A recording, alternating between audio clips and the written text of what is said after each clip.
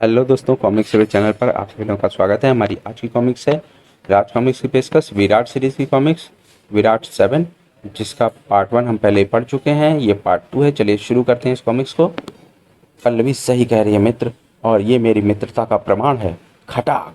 दुर्जन की तलवार के एक भरपूर वार ने ताले को काट दिया। अब नटवर आजाद था। तुम पल्लवी को लेकर चलो नटवर, मुझे अभी यहाँ यशोधरा का पता लगाना है। तुम्हारी यशोधरा यहाँ नहीं है दुर्जन। हाँ, यहाँ कोई और भी है, और वो है न्याय प्रमुख। न्याय प्रमुख भी काल भैरव की कैद में? ये कैसे यहाँ पहुँचे? जल्द ही इसका पता लग जाएगा। फिलहाल हम इन्हें लेकर यहाँ से निकलें। टनाक! नटवर के साथ न्याय प्रमुख सत्यप्रिय भी आज़ाद हो गया था। इसका पता जब काल भैरव को लगा तो फट पड़ा उसके क्रोध का ज्वालामुखी। कोई सपेरन किसी सपोले के साथ नटवर और न्याय प्रमुख को छुड़ा कर ले गई, और तुम सब कुछ ना कर सके। ये काल भैरव का ही हार है, और काल भैरव को हार कभी स्वीकार नहीं। खाच! कई सैनिकों की गर्दन एक साथ उड़ा दी काल भैरव ने, और फिर पलटा अन्य सैनिकों की तरफ। वे अवश्य ही महाराज तक पहुंचने की कोशिश करेंगे। सारे राजमहल को अपने पैर के शिकंजे में जकड़ लो। तुम्हारी नज़र बचाकर हवा भी महाराज तक ना पहुंच पाए, समझे? जी सेनापति जी, मैं आज ही अपने वफादार साथियों में यह खबर पहुंचा देता हूं कि नटवर, न्याय प्रमुख और दुर्जन जहाँ भी दिखाई दे उन्हें खत्म कर दिया जाए। ओह! काल भैरव को इस बात का पहले ही आभास हो गया कि हम महाराज तक पहुंचने की कोशिश करेंगे। अब हमारा महाराज तक पहुंचना आसान नहीं है। उन तक सारी बात पहुंचाने का अब हमें कोई दूसरा रास्ता ढूंढना होगा। एक रास्ता है मेरी नज़र में। भूतपूर्व राजनर्तकी राजबाला। महाराज से उसे विशेष अधिकार प्राप्त है। उसे महाराज तक पहुंचने से कोई नहीं रोक सकता। जल्द ही पल्लवी ने राजनर्तकी राजबाला से मिलकर उसे सब कुछ समझा दिया। दुष्ट काल भैरव के काले कारनामे महाराज तक अवश्य पहुंचने चाहिए। मैं महाराज को सब कुछ बता दूंगी। राजबाला तुरंत ही राजमहल में राजा विजय सिंह से मिलने के लिए चल पड़ी। लेकिन राजमहल में राजा विजय सिंह नहीं बल्कि मिला। काल भैरव, तुम यहाँ? मैं यहाँ महाराज के लिए दुश्मनों का संदेश लाने वाली राजनर्तकी के स्वागत के लिए नहीं, बल्कि इसलिए मौजूद हूँ कि उसे ऐसी जगह पहुँचा सकूँ जहाँ से उसकी आत्मा तक वापस ना आ पाए। और पूरे ब्रह्मांड में ऐसी जगह एक ही है, मेरे गुरु प्रचंड देव का यह तिलिस्म, जहाँ न्याय प्रमुख की पुत्री यशोधरा पहले से ही मौजूद है। ओह! अब तुम यहाँ पड़ी पड़ी उस पल को खोजती रहो जिस पल तुमने काल भैरव के दुश्मनों को साथ देने की सोची थी। काल भैरव राजबाला को तिलिस्म में कैद करके वहाँ से चला गया, लेकिन राजबाला के विचार बता रहे थे कि वहाँ कैद रहना उसे स्वीकार ना था। हम इस कैद से निकल नहीं सकते, लेकिन ऐसा प्रबंध अवश्य कर सकते हैं जिससे विराट, नटवर और दुर्जन को हमारे यहाँ होने की सूचना पहुँच जाए। लेकिन यह सूचना उन तक पहुँचाएगा कौन? यह तोता हमारी सूचना उन तक पहुंचाएगा। इधर आज 2 दिन हो गए, मगर राजमहल में जाने के बाद से राजबाला का कुछ पता नहीं है। लेकिन हमें इसका पता कैसे चले? अरे क्रीं क्रीं! अरे ये तोता मेरे कंधे पर क्यों आ बैठा? इसके पैरों में तो कुछ बंधा हुआ है। ये तो कोई संदेश लगता है। खोलो इसे। संदेश में जो लिखा था उसे पढ़कर सभी की आंखों में आश्चर्य नाच उठा। दुर्जन, मैं राज नर्तकी राजबाला के साथ प्रचंड देव के तिलिस्म में कैद हूँ। काल भैरव ने हमें यहाँ कैद कर लिया। यह तोता तुम्हें उस तिलिस्म तक पहुँचा देगा। यशोधरा, प्रचंड देव, ये तो काल भैरव का गुरु है। इसका मतलब काल भैरव अपने उसी गुरु की मदद से माया का शैतानी खेल खेल रहा है। हाँ, और वह खेल अब जल्द ही खत्म होने वाला है, क्योंकि यह तोता हमें उस शैतान तक पहुँचाने के लिए तड़प रहा है। चलो! नटवर और दुर्जन ने तुरंत ही अपने घोड़े तोते के पीछे दौड़ा दिए। उनका लक्ष्य था प्रचंड देव का तिलिस्म, लेकिन प्रचंड देव को उस तिलिस्म तक पहुंचना इतना आसान न था, क्योंकि प्रचंड देव की शैतानी निगाहों में आश्चर्य के साथ क्रोध तांडव कर रहा था। नहीं नहीं, ये नहीं हो सकता, ये नहीं हो सकता। क्या हुआ गुरुदेव? ये देखो, ये देखो काल भैरव, यह तो वह तोता है जो तिलिस्म के पंथीग्रह में मौजूद यशोधरा और राजनर्तकी कक्ष में पिंजरे में बंद था। ओह! यह तोता तो नटवर और दुर्जन को लेकर इधर ही उड़ा आ रहा है। हाँ, इधर ही उड़ा आ रहा है वह तोता। लेकिन उड़ते हुए तोते के पैर कैसे काटे जाते हैं यह प्रचंड देव खूब जानता है। प्रचंड देव की उंगली से निकली उस किरण को तोते तक पहुंचकर उसे दबोच लेने में ज़्यादा देर नहीं लगी। क्या? ओह नहीं! नटवर और दुर्जन को के देखते देखते ही तोता जलकर राख हो गया। उफ!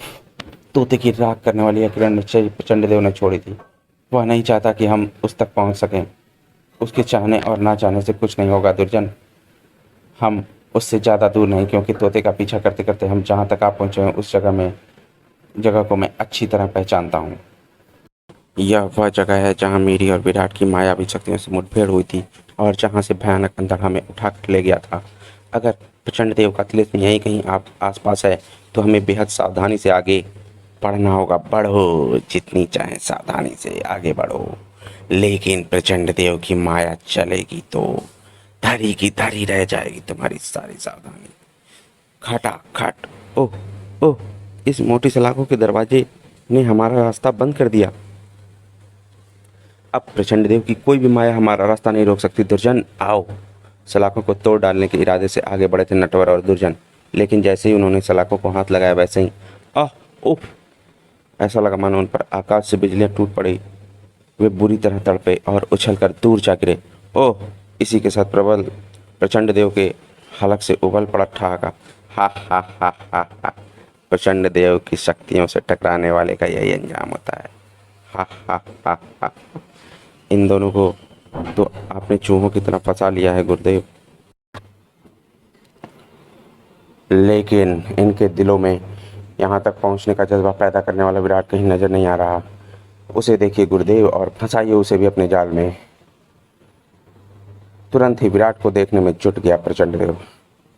हे महाकाल की अग्नि, हे चंडिका के क्रोध की ज्वाला, नगर प्रमुख विराट की छवि को प्रकट कर पृथ्वी की गोद में अग्नि के साम्राज्य में जहाँ भी वह छिपा है प्रकट कर उसे।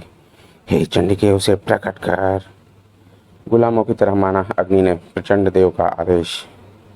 पल भर में सारे संसार के दृश्य को वह उसके सामने प्रकट करती चली गई, लेकिन विराट कहीं नजर नहीं आया। क्या हुआ गुरुदेव? अग्नि ने विराट का पता बताने से इनकार कर दिया। अग्नि प्रचंड देव की दासी है काल भैरव, तुम इस पर अविश्वास मत करो। अग्नि में विराट की छवि इसलिए प्रकट नहीं हुई क्योंकि वह इस पृथ्वी पर नहीं है। विराट पृथ्वी पर नहीं है तो कहाँ है मूर्ख? जब तुम पृथ्वी पर नहीं होगे तो जानते हो कहाँ होगे? मृत्यु लोक में। विराट भी मृत्यु लोक में पहुंच गया है काल भैरव, और जो मृत्यु लोक में पहुंच जाता है वह वापस नहीं आता। सही कहा था प्रचंड देव ने, मृत्यु लोक से सचमुच कोई वापस नहीं आ सकता। लेकिन विराट मृत्यु लोक में नहीं था, और जो मृत्यु लोक में नहीं होता वह कब वापस आ जाए कोई नहीं जानता। बड़ाम! या जल नगरी की रानी जल रश्मि की माया ने विराट को प्रचंड देव के तिलिस्म में पहुंचा दिया था, और विराट के आगमन ने उस तिलिस्म के संपूर्ण अस्तित्व को हिला दिया। गुरुदेव, आपकी इस तिलिस्मी दुनिया में एक ऐसा भूकंप, देखिए किस शक्ति ने प्रवेश किया है आपके तिलिस्म में। तिलिस्म में प्रवेश करने वाली उस शक्ति को देखकर प्रचंड देव ऐसे उछला जैसे वह गलती से कांटों की सेज पर बैठ गया। विराट! विराट, ये तो जीवित है गुरुदेव। काल भैरव ने तुरंत ही खुद को संभाला। विराट जीवित है तो क्या हुआ? वह जीवित रहेगा नहीं, क्योंकि उसकी मौत उसे यहाँ खींच लाई। प्रचंड देव की दासी अग्नि उसे जलाकर भस्म कर देगी। प्रचंड देव के हलक से निकली ज्वालाओं ने तुरंत ही विराट को जा घेरा। उफ! ये भयंकर अग्नि लपटें! भयानक ढंग से लपलपाती लपटों ने विराट के कदमों को रोक लिया। तभी विराट के मस्तिष्क में गूंज उठी महारानी जल रश्मि की आवाज। रुक क्यों गए विराट? आगे बढ़ो और पार कर जाओ अग्नि की इस दीवार को। जल नगरी और हमारी माया तुम्हारे साथ ही है। इसके रहते तुम्हारे बाल को भी झुलसा सके इतना ताप नहीं है इन ज्वालाओं में। आगे बढ़ो विराट, आगे बढ़ो। विराट आगे बढ़ा और लपटों के उस समुद्र को ऐसे पार करता चला गया मानो ज्वालाएं आग की नहीं बर्फ की हों। धन्यवाद महारानी जल रश्मि। प्रचंड देव के क्रोध को भड़काने वाला था वह दृश्य। ज्वालाओं से बच गया विराट, लेकिन इन पिशाचों से कैसे बचेगा जब खून पीते हैं पानी की तरह। हर हर खून को पानी की तरह पीने वाले पिशाच पलक झपकते ही विराट के सामने पहुंचे।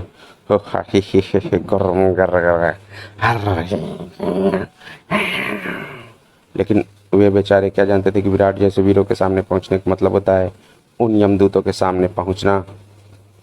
शैतानी शक्तियों को देने के लिए जिनके पास एक ही चीज़ होती है, खाजा, मौत, सिर्फ मौत। और मौत देने वाले ऐसे यमदूत को मौत मार कर खाजा। आगे बढ़ने में भला कितनी देर लगती है। आगे बढ़ता विराट उस आवाज़ को सुनकर चुप पड़ा। मित्र विराट। विराट तेजी से पीछे घुमा और सफलता से ऐसे घूमा, झूम उठा, नटवर मेरे मित्र। विराट तेजी से आगे बढ़ा तो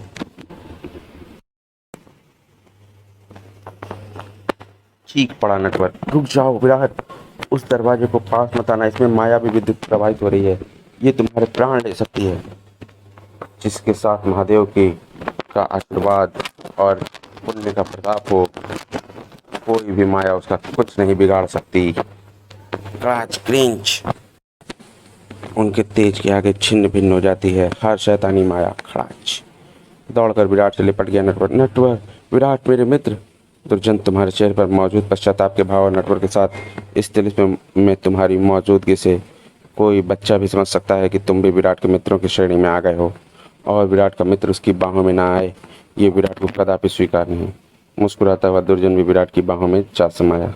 समाप्त। तो दोस्तों हमारा विराट का पार्ट 7 का पार्ट 2 यहीं पर समाप्त होता है। तो चलिए मिलते हैं अब अगली कॉमिक्स में। आपको ये कॉमिक्स कैसी लगी हमें कमेंट सेक्शन में जरूर बताएं और हमारे चैनल को सब्सक्राइब करना ना भूलें।